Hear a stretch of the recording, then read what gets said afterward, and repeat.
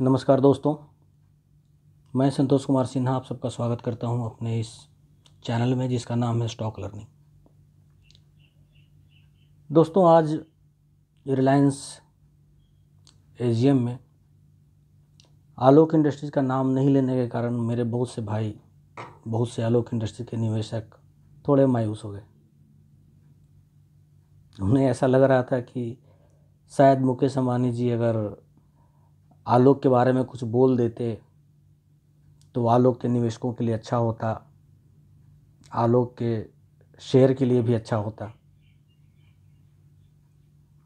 मुकेश अंबानी जी ने रिलायंस एजीएम को बिल्कुल रिलायंस पे ही कॉन्सेंट्रेट करके रखा।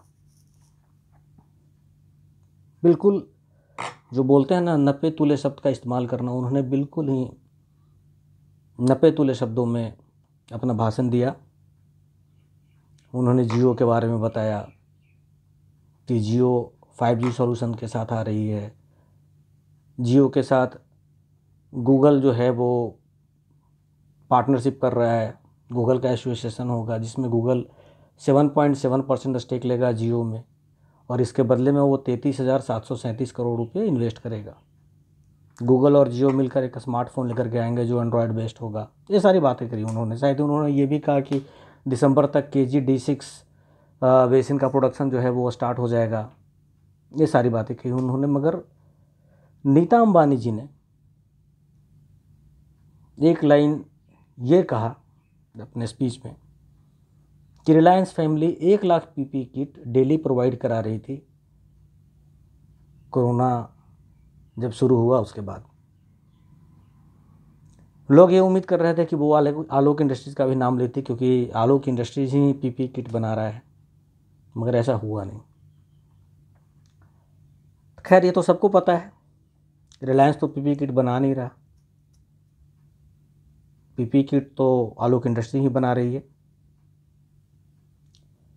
तो मेरे ख्याल से इसमें इतना मायूस होने की ज़रूरत नहीं है, उससे कोई फ़र्क नहीं पड़ता। दुनिया जानती है, पेपर में आ रहा है, आप गूगल कर लो, आपको इंटरनेट पे न्यूज़ मिल जाएगा। 2-3 बातें हैं। एक तो ये कि हर पेपर में ये आ रहा है कि रिलायंस ने और JM फाइनेंशियल ने मिलकर आलोक को एक्वायर किया। रिलायंस का नाम आ गया उसमें। रिलायंस PPE किट बना रहा है, काफ़ी इकोनॉमिकल प्राइस पे 650 रुपये में प्रोवाइड करा रहा है। आप जो पंजीवा वेबसाइट पे आप जो देख रहे हैं, तो जो कंसाइनमेंट जो जा रहा है वो आलोक की तरफ से जा रहा है। तो ऑन पेपर हर जगह आलोक का नाम है। हमें इस बात का मोहताज नहीं होना चाहिए कि मुकेश अंबानी जी अगर बोलेंगे तो शेयर काम काज से चलता है, बिजनेस से चलता है, उसका जो रिजल्ट जैसा आता है उससे चलता है। और अगर वो आलोक का नाम लेते और आलोक का शेयर अगर नाम लेते के साथ LC ब्रेक होता, UC लग जाता, तो उन्होंने रिलायंस का तो काफ़ी गुणगान किया, मगर रिलायंस का शेयर तो नीचे चला गया। अब बताइए उसके निवेशक क्या करें। अगर नाम लेने से ही शेयर ऊपर चला जाता तो उसके निवेशक तो आज खुश होते। आज रिलायंस में आप देख रहे हैं कि रिलायंस का शेयर खुद नीचे चला गया। तो ये नाम लेने ना लेने से इसका कोई मतलब नहीं है। शेयर मार्केट इस पर असर होता है, मगर बहुत ज़्यादा और बहुत लंबा असर नहीं होता है। आपको काम करके दिखाना होता है। कहीं आपकी एंट्री मिल सकती है। आपने बड़े बड़े फिल्म स्टार को देखा होगा कि उनके बच्चे एंट्री तो ले लेते हैं, मगर वो सर्वाइव नहीं कर पाते। अपने पिता की तरह वो लंबे रेस का घोड़ा नहीं होते। 2-4-10 फिल्में करते हैं, उसके बाद घर पे बैठ जाते हैं। तो आपका जो काम है वो बोलता है। तो आलोक का काम बोलेगा, ये किसी दूसरे के बोलने से कोई खास कुछ नहीं होने वाला है। अगर आज आप देखेंगे तो मुकेश अंबानी जी ने जो भी बात किया, रिलायंस का शेयर था, अब आप देखेंगे कि वो 1917 रुपये पे ओपन हुआ था, मतलब क्लोज हुआ। आज वो क्लोज नहीं हुआ, ये 1978 रुपये तक के ऊपर गया था। उसके बाद फिर ये नीचे आया, और ये नेटवर्क 18 का भी शेयर डाउन रहा, टीवी 18 का भी शेयर डाउन रहा, तो सारे शेयर डाउन रहे। इसमें आलोक में उतना वो निराश होने की कोई बात या कोई ज़रूरत नहीं है। ठीक है। दूसरी बात, हम लोग ये सोचते हैं कि आलोक इंडस्ट्री में काफ़ी ऑपरेटर्स भरे पड़े हैं, वो गेम खेलते हैं, उनसे ज़्यादा नुकसान हमें इंट्राडे वालों से हो रहा है। अगर आज आप आलोक का ट्रेडिंग देखेंगे तो मैं देख रहा था, वॉच कर रहा था मॉर्निंग में, तो मैंने ये देखा कि जब तक 20 लाख 25 लाख का वॉल्यूम चल रहा था तब तक डिलीवरी का रेट 100% था।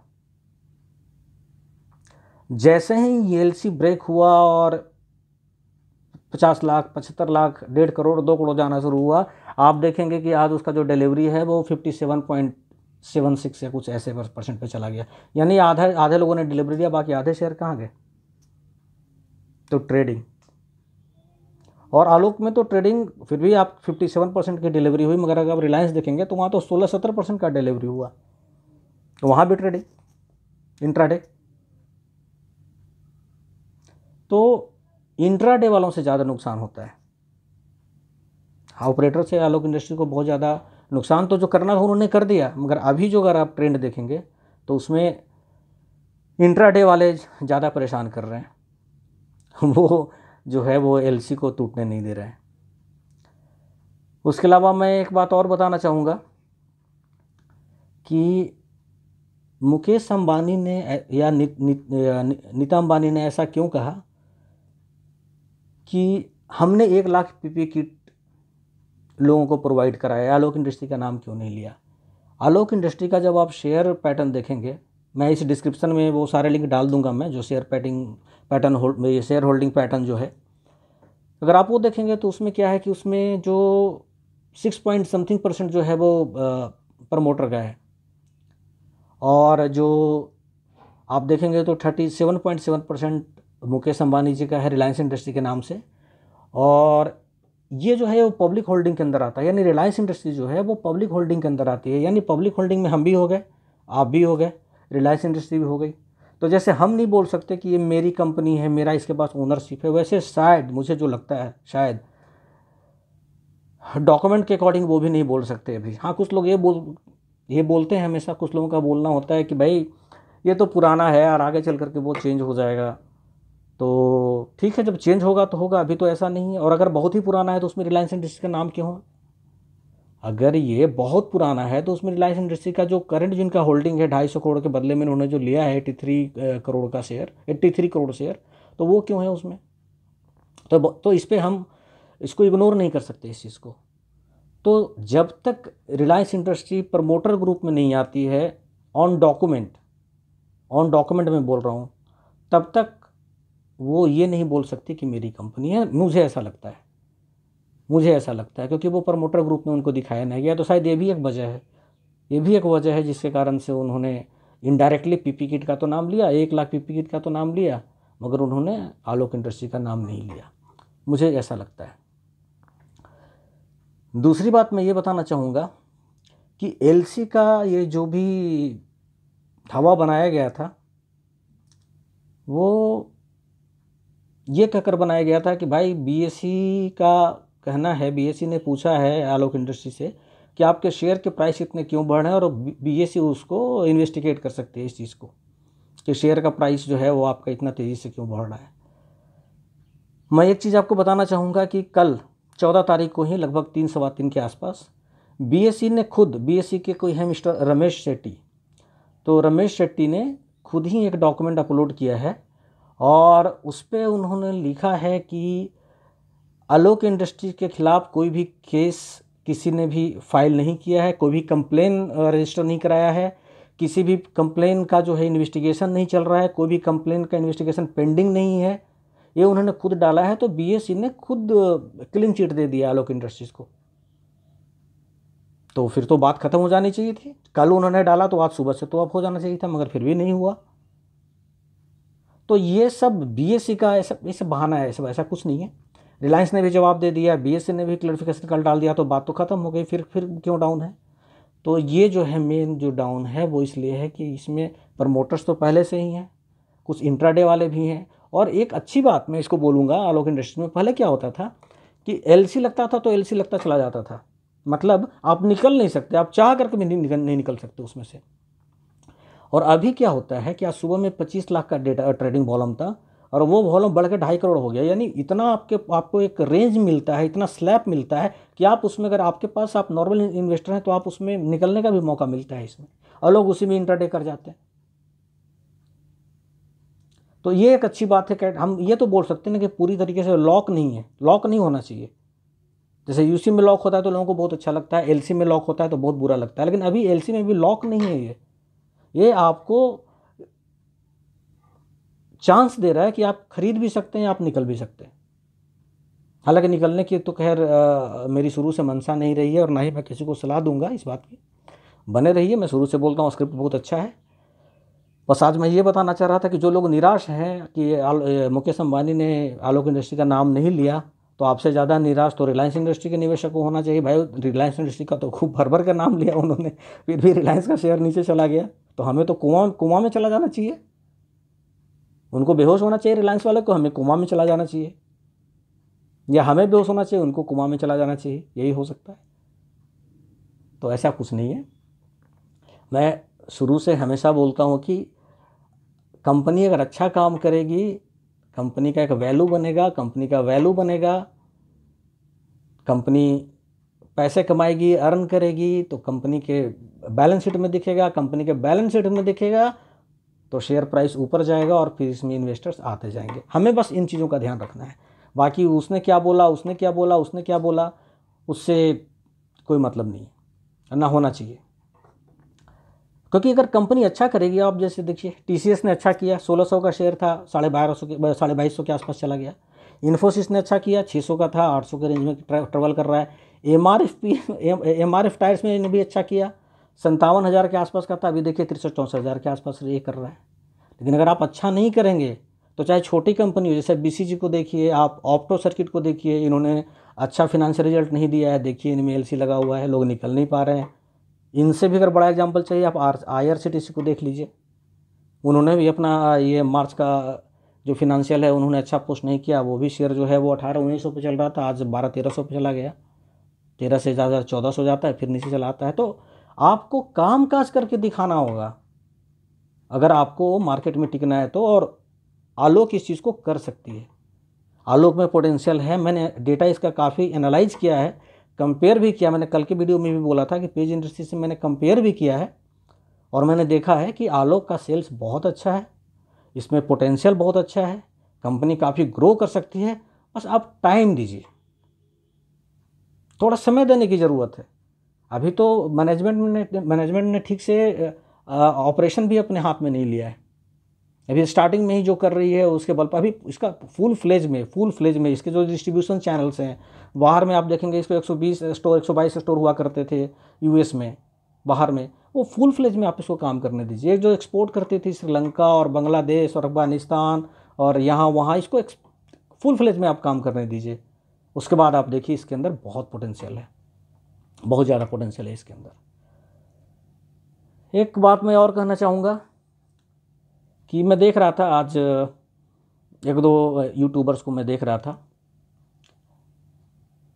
कि वो ये एक आलोक इंडस्ट्री पे तो आजकल काफ़ी लोग बना रहे हैं, इसके मजबूरी में मुझे भी बनाना पड़ गया है, क्योंकि मैं चाहता हूँ कि लोग समझे चीज़ों को। और मैं यहाँ पे आके ये बात नहीं करना चाहता जैसे और यूट्यूबर्स करते हैं कि मैं जीरोधा का लिंक दे रहा हूँ, आप इससे अकाउंट खोल सकते हैं, मैं एक पोर्टफोलियो मैनेजमेंट की सर्विस स्टार्ट कर रहा हूँ, आप मुझे इतना देंगे तो इंस्टाग्राम पे जो है सो आप मुझे ज्वाइन कीजिए, मैं आपको इंट्राडे बताऊँगा, बीटीएसटी बताऊँगा। मेरा काम कुछ अलग है, मैं बस आ रहा हूँ, मेरे कुछ दोस्त परेशान हो जाते हैं, मेरा भी अलग में इन्वेस्टमेंट है, और कुछ लोग काफ़ी मिसगाइड भी हो जाते हैं। तो मैं एक देख रहा था, एक मेरे भाई हैं यूट्यूबर्स हैं, शुरू में मैंने उनको काफ़ी सपोर्ट भी किया था, मुझे लगा नए नए हैं, ऑनेस्ट हैं, हार्ड वर्किंग हैं, तो इनको सपोर्ट करना चाहिए, शायद ये लोगों को अच्छे से कन्विंस कर सके। तो शुरू में तो उन्होंने फंडामेंटल काफ़ी किया, मैं फंडामेंटल एनालिसिस करके बताता हूँ और ऐसे है और वैसे है ये सारा कुछ। फिर बीच में उन्होंने वो अपना प्रीमियम सर्विस स्टार्ट कर दिया, फिर अब वो जीरोधा का लिंक स्टार्ट कर दिया। ठीक है, कोई बात नहीं, सबके अपने अपने उद्देश्य होते हैं। मैं देख रहा था एक उन्होंने आलोक इंडस्ट्री पे कल एक वीडियो बनाया, उस वीडियो में इसके पहले भी उन्होंने आलोक इंडस्ट्री पे एक वीडियो बनाया था, वो है उनका, मैं नाम तो आपको नहीं बताऊंगा यहाँ पे, अगर आप लोग तो सब यूट्यूबर को जानते ही हैं, देखते ही हैं, तो आप देख लेंगे, बस वो ट्रेड लिखा हुआ है उसके आगे उनका नाम है, मैं इतना हिंट दे सकता हूँ।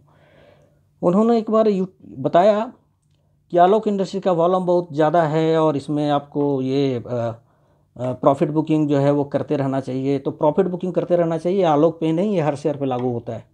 ये इन्वेस्टमेंट का रूल ही है ये, कि आपको टाइम टू टाइम जो है वो अपना जो प्रिंसिपल है वो निकालना चाहिए या प्रॉफिट बुकिंग करना चाहिए। ये केवल आलोक के लिए ही नहीं है, एक जनरल एक चीज़ है। उसके बाद नेक्स्ट डे आलोक जो है वो एलसी जब आलोक इंडस्ट्री ने लगाया तो उन्होंने कहना शुरू किया कि मेरे कहने पे आप लोगों को वहाँ से आलोक इंडस्ट्री से प्रॉफिट बुकिंग आप लोगों ने किया, मैंने आपको प्रॉफिट बुकिंग कराया, ये कराया हुआ है, चलो ठीक है। मैंने भी उनको कमेंट किया था कि हाँ ठीक है, चलो भाई। और उनका ये कहना है कि आलोक इंडस्ट्री 100 रुपये तक जाएगा। मैंने कहा ठीक है, अच्छी बात है, आपने भी कहा, वहाँ तक ठीक था। कल मैंने उनका 2 दिन पहले वीडियो देखा, उन्होंने लोगों को कहा कि अब आलोक में यूसी लगेगा, आप इसमें इन कर जाइए, और 41 रुपीज़ पे उन्होंने रिकमेंड किया। और हालांकि वो कर नहीं सकते क्योंकि वो सेबी से ऑथोराइज नहीं है, मगर फिर भी लोग बोलते हैं, उन्होंने बोल दिया, लोगों ने 41 रुपीज़ पे उस पर एंट्री ले ली। कल का उनका एक वीडियो है, उसमें उन्होंने कहा कि मैंने आपको कहा था, लेकिन जो भी इसमें एंट्री लिए है चिंता करने की बात नहीं है, कोई और अगर दूसरी एंट्री लेना चाहते हैं तो अभी रुक जाइए, अब आलोक का शेयर जो है वो 30 रुपये तक जाएगा। और अभी का जो टेक्निकल एनालिसिस है वो इसका यही बोलता है कि टेक्निकल इसका कि ये 30 रुपये तक नीचे जाएगा। भाई मुझे एक बात बता दो आप, टेक्निकल किसका होता है? फंडामेंटल तो चलो हम देखते हैं कि कंपनी का सेल्स ग्रोथ कितना है, क्वार्टरली कंपनी कैसा काम कर रही है, ईपीएस कितना है, पीई कितना है, कंपनी पे डेप्थ कितना है, प्रमोटर्स की होल्डिंग कितनी है, ये सब हम फंडामेंटल एनालिसिस करते हैं। टेक्निकल एनालिसिस करने के लिए कंपनी का कम से कम डेटा होना जरूरी होता है। कम से कम कंपनी 6 महीने 1 साल तक काम करती है, उसके बाद आप देखते हैं कि कंपनी कब कितने तक नीचे आई थी, कितना का लो बनाया था, उसके बाद फिर कितना पे इसका रेजिस्टेंस है, फिर ऊपर कहाँ तक गई थी, फिर कैसे, वो देखा जाता है टेक्निकल एनालिसिस में। यार आलोक तो 380 पे था, 330 पे था, वहाँ से सीधे 17 रुपये पर लिस्टिंग हुई। क्या टेक्निकल एनालिसिस कर लोगे आप? बोलो आप क्या बोलोगे कि 3 के बाद कहीं भी 4 5 6 7 8 नहीं रुकता है, सीधे ये 17 और 18 पे चला जाता है, बीच का कुछ है ही नहीं। क्या करोगे टेक्निकल एनालिसिस? और 17 से जब आया वापस 380 पे आ गया, ठीक है, तो इसमें रेजिस्टेंस कहाँ मिला आपको? अच्छा, नेक्स्ट उन्होंने वीडियो बनाया रिलायंस पावर के ऊपर। रिलायंस पावर में वो बोल रहे हैं कि जिस भी स्क्रिप्ट में यूसी या एलसी लगता है उसमें कोई भी टेक्निकल एनालिसिस नहीं होती है, खुद उन्होंने कहा उस वीडियो में। तो फिर पहले वाले में तुमने क्यों कहा कि आलोक का टेक्निकल जो है वो बता रहा है कि 30 रुपये तक जाएगा? बेवकूफ़ बना रहे हो लोगों को। तुम्हें पैसा कमाना है यार, बहुत सारे धंधे हैं, उससे कमाओ। और बेवकूफ़ कौन बनते हैं?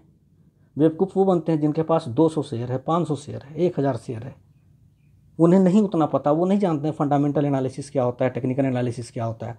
वो तो पूछते रहते हैं सर इसमें और ले लें सर मुझे बहुत डर लग रहा है, मैं बेच दें सर। भैया जिनके पास ना 50,000 और 1 लाख और जो 5 लाख और 10 लाख अगर बैठे होते हैं, वो यूट्यूबर का वीडियो देखकर नहीं लगाते। उनके पास खुद का इतना नॉलेज होता है कि उनमें समझ होती है कि किस स्क्रिप्ट में मुझे घुसना है और किस में नहीं घुसना। वो ऐसे यूट्यूबर के चक्कर में नहीं पड़ते। मगर बेचारे जो नए लोग हैं, मेरे छोटे भाई लोग हैं, जो कभी अभी कॉलेज में पढ़ रहे हैं, कोई 5,000 की नौकरी कर रहे हैं, कोई 10,000 की नौकरी कर रहे हैं, ठीक है ना, मतलब वो मुश्किल से अपना घर चला पा रहे हैं, वो उसमें से थोड़ा सा पैसा बचा करके, हर इंसान जो है वो नीचे से ऊपर की ओर बढ़ता है, कोशिश करता है, तो वो उसमें से 2 पैसा बचा करके शेयर में लगाते हैं। तुम एक दिन कहते हो 41 पे खरीद लो और अगले दिन बोलते हो अभी मत खरीद दो दूसरे को, उसने 41 पे लगा दिया हो। और दूसरे तरफ पे कल तो बहुत अच्छा शेयर है, तो बहुत अच्छा शेयर तो लगाने दो ना यार, जब 41 पे तुमने रिकमेंड कर दिया तो अभी कर दो। दूसरी बात है, एक यूट्यूबर का मैंने वीडियो देखा, उसमें उन्होंने बताया कि लोग मुझे बोलते हैं कि आलोक इंडस्ट्री का मेरे पास होल्डिंग नहीं है, इसलिए मैं जो है सो मुझे कोई मतलब नहीं है, मैं बोलता हूँ आलोक खरीदो खरीदो खरीदो। ऐसी बात नहीं, मेरे पास आलोक की होल्डिंग थी। उन्होंने अपना स्क्रीन खोल कर दिखा दिया। उस स्क्रीन में उन्होंने जब फर्स्ट डे एलसी लगा था बीएसई पे 58 समथिंग का आया था रेट, उन्होंने 58 समथिंग पे निकाल दिया। 43 लाख का प्रॉफिट वो दिखा रहे हैं अपने स्क्रीन पर कि देखो मेरे पास होल्डिंग थी। अरे भाई, जब तुम्हारे पास होल्डिंग थी और तुमने बेच दिया क्योंकि तुम्हें लगा कि अब आलोक का कुछ नहीं होना, यहाँ से नीचे चला जाएगा, तो क्यों दूसरों को चिल्ला रहे हो कि खरीदो खरीदो खरीदो खरीदो? तुम रख लेते अपना शेयर, तुमने क्यों बेच दिया? खुद तो बेच दिया और दूसरे को बोल रहे हो खरीदो। तो ये लोग क्या करते हैं, ये अपना शेयर लगाते हैं, आपको बोलते हैं खरीदो ताकि इनको बायर मिले, इनका शेयर निकल जाए। तो भाई ऐसे लोगों से बिल्कुल दूर रहो, ठीक है। आप यूट्यूब पे जाते हो जानकारी लेने के लिए, जानकारी नहीं देते हैं, ये अपनी दुकान चला रहे हैं। 70% मैं यूट्यूबर्स को देखता हूँ जो बना रहे हैं आलोक पे, तो खैर आलोक तो आजकल सबका पसंदीदा स्क्रिप्ट हो गया। आलोक पे जो बना रहे हैं वो स्क्रीन खोल देंगे, एक तरफ एनएसी एक तरफ बीएससी, और उनका फिर भाषण स्टार्ट हो जाएगा। एनएसी पे आज इसका ओपनिंग इतना हुआ, उसके बाद ये इसने इतना का हाई बनाया, उसका नीचे आया, ये इनका इतना ट्रेडिंग वॉल्यूम हुआ, इतना करोड़ रुपए का जो है सो ट्रेडिंग हुआ, उसके बाद इस डिलीवरी परसेंटेज इतना हुआ, ऐसे हुआ वैसे हुआ। अब आइए हम बीएससी की तरफ चलते हैं। बीएससी पे हाई इतना रहा, लो इतना रहा, आईएससी बीएससी का दिन भर का डेटा आपको दे करके उनका वीडियो हो गया खत्म। भैया जब 3:30 होता है ना, 3:30 होते के साथ सबको पता चलता है कि एनएससी में हाई कितना गया, लो क्या। तुम बता क्या रहे हो, स्क्रीन खोल करके बेवकूफ़ बना रहे हो लोगों को। बताना है अगर तो वॉल्यूम देखो, वॉल्यूम देख करके बताओ। जो शेयर का जो रोज का ट्रेडिंग का जो डेटा होता है, कितना वॉल्यूम ट्रेड किया, कितने परसेंट डिलीवरी उठाई गई, और प्राइस ऊपर गया या नीचे गया, ये 4 चीज़ देख करके मार्केट पता चलता है ये बुलिश है या बियरिश है। अगर वॉल्यूम बढ़ रहा है और जो है यूसी की तरफ जा रहा है तो अभी और बुलिश हो गया या बियरिश होगा, ये देखा जाता है। दूसरी चीज़ है, तुम अभी बीएससी और एनएससी का डेटा खोलकर क्यों दिखाते हो लोगों को? अभी जिसको भी खरीदना होगा वो एनएससी से खरीदेगा, एनएससी पर नहीं खरीदेगा, वहाँ सस्ता मिलेगा, बीएससी पर महंगा मिलेगा। इसलिए एनएससी का जब तक एनएससी पे यूसी नहीं लगेगा, बीएससी पर यूसी नहीं लगेगा। तो एनएससी का वॉल्यूम दिखाओ ना लोगों को कि देखो भाई आज एनएससी का वॉल्यूम इतना फ्लक्चुएट किया है, बायर आज काफ़ी आया है एनएससी पे, तो कल मिलने की संभावना है, तो कल वो बंदा एनएससी पे ही खरीदेगा, बीएससी पे कोई नहीं जाता खरीदने के लिए। बीएससी का क्यों दिखाते हो तुम? तुम्हें ये तो पता होना चाहिए कि जब मार्केट अप रहता है और ख़रीदना होता है तो बीएससी पे ख़रीदा जाता है, तो उसका डेटा आप एनालाइज करो। और जब मार्केट जब एलसी लगाता है, ठीक है ना, तो वो एलसी सबसे पहले एनएससी पे टूटता है। तो एलसी के समय में आपको एनएससी का डेटा देखना चाहिए, यूसी के समय में आपको बीएससी का डेटा देखना चाहिए। आप ये लो यार रटे रटाए तोते की तरह, चाहे एलसी लगे यूसी लगे, आप दोनों स्टॉक का लेके बैठ जाते हो, कहानी खोल देते हो और शुरू हो जाते हो। इतना हाई बनाया, इतना लो बनाया, ये है तो अभी इतना एमओ ऑर्डर लगा हुआ है, इतना सेल ऑर्डर लगा हुआ है, ये कहानी कर दे तो देख कर मैं बताऊँ कि जो चौथे क्लास का बच्चा है ना, जो इंग्लिश जानता है, वो भी पढ़ के बता देगा कि ये स्क्रीन पर क्या लिखा हुआ है एनएससी और बीएससी वाले पे। तो मैं अपने छोटे भाइयों को बोलूँगा ऐसे यूट्यूबर से बच कर रहें। और मेरी ये कोशिश है, मैं यहाँ पे कोई आपको जीरोधा का लिंक नहीं दूंगा, और मैं ये नहीं बोलने के लिए आया हूँ कि हाँ जो है मैं कोई सर्विस स्टार्ट कर, नहीं, मैं ये करने के लिए नहीं आया हूँ। मैं बस थोड़ी सी तकलीफ़ होती है देख करके कि लोग ऐसे ऐसे आकर के बेवकूफ़ बना रहे हैं, चूँकि मैं भी काफ़ी नीचे से स्ट्रगल करके आज थोड़ा कंफर्टेबल पोजीशन में पहुँचा हूँ, तो मुझे भी थोड़ा सा लोगों से हमदर्दी है, मतलब एक मन में। इसलिए मैं आप लोगों को यही बोलूँगा कि ऐसे लोगों से बच के रहें, इनको कुछ आता जाता नहीं है, ये आपको कोई नया नॉलेज मतलब कुछ नया बता नहीं सकते। ये वही एनएससी और बीएससी का डेटा बताएंगे जो आप रोज़ एनएससी इंडिया और बीएससी इंडिया साइट पे आप देखते हो, ठीक है। दूसरी चीज़ है कि कल का मेरा वीडियो जो है, अगर आपको अच्छा लगता है आप लाइक कीजिए, नहीं अच्छा लगता है आप डिसलाइक कीजिए। अगर आप वीडियो को लाइक करते हैं, एक तो लाइक करने से क्या होता है कि पता चलता है कि हाँ इतने लोगों ने मेरा वीडियो पसंद किया, अगर व्यूज़ हैं और लाइक भी उतना ही है या लगभग इक्वल है तो अच्छा लगता है। दूसरी बात है कि अगर आप डिसलाइक करते हैं ना, तो मेरा एक रिक्वेस्ट है आपसे कि अगर आप लाइक करते हैं तो आप भले कुछ कमेंट ना करें, लेकिन अगर आप डिसलाइक करते हैं तो कमेंट जरूर कर दिया कीजिए कि क्यों आपने डिसलाइक किया, ताकि मुझे मेरी गलती का भी एहसास होगा। और अगर मैंने कुछ गलती की है तो आगे से मैं उसका ख्याल रखूँगा। तो ये मैं खुद में सुधार के लिए बोल रहा हूँ कि अगर आप डिसलाइक करते हैं तो प्लीज़ आप कमेंट में ज़रूर ये लिखें कि आपने क्यों डिसलाइक किया। और मेरी कोशिश ये रहती है कि मैं हर अपने जो भी मेरे वीडियो देखते हैं उन भाइयों को मैं जवाब दूं, थैंक यू बोलूं कि हाँ उन्होंने टाइम निकाला। आज के समय में टाइम सबके पास बहुत कम है, समय बहुत कम है, मगर फिर भी उन्होंने अपना समय निकाल करके मेरा वीडियो देखा।